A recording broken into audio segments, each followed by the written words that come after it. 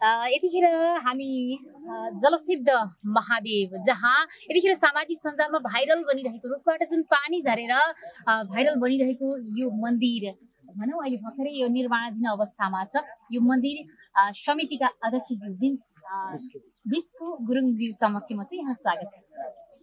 हजुर, यहाँनिर धेरै भक्तजनहरू त गण्डकी कोटीबाट आएको भनेर पनि हामीले सुनिरहेछौँ। हजुर, हरेक दिन कतिको भक्तजनहरू त्यहाँबाट चाहिँ यहाँ आउने गर्नु भएको छ? एकदमै हाम्रो कोटीबाट नि भक्तजनहरू आइराख्नु भएको छ है। त्यही भएर हाम्रो त्यस्तै 50-60 जना त दैनिक आउनु।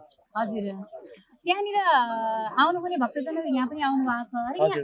यहाँ आउनु भएको भक्तजनहरू फेरि कोटीमा पनि जानुहुन्छ। हामीले पनि उहाँले चाहिँ अहिले बोर्ड कोटीमा लाउँदैछौँ। हामीले चाहिँ उहाँले बोर्ड राख्नुभएको छ। हामीले चाहिँ उहाँलाई पनि सल्लाह सुझाव दिन्छौँ। तपाईँहरू उहाँ गइदिनुहोस्, उहाँको अहिले यहाँ आउनुभएको छ, एकदमै हामीले चाहिँ प्रचार उहाँको गरिदिनु भएको छ।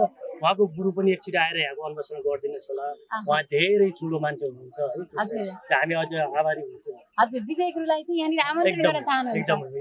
हजुर, पक्कै पनि हजुरलाई पनि विजय कृष्ण महाराजले चाहिँ यहाँनिर जलसिद्ध मन्दिरको चाहिँ व्यवस्थापन समितिको अध्यक्षज्यूलाई पनि आमन्त्रण गर्नु भन्नुभएको छ। अब हजुरले चाहिँ गुरुजीलाई आमन्त्रण गर्नुभएको छ अनि गुरुले चाहिँ हजुरलाई आमन्त्रण गर्नुभएको छ। दुवैजना हामी चाँडै नै भेट्छौँ। हजुर, पक्कै पनि भेटघाट रहोस्।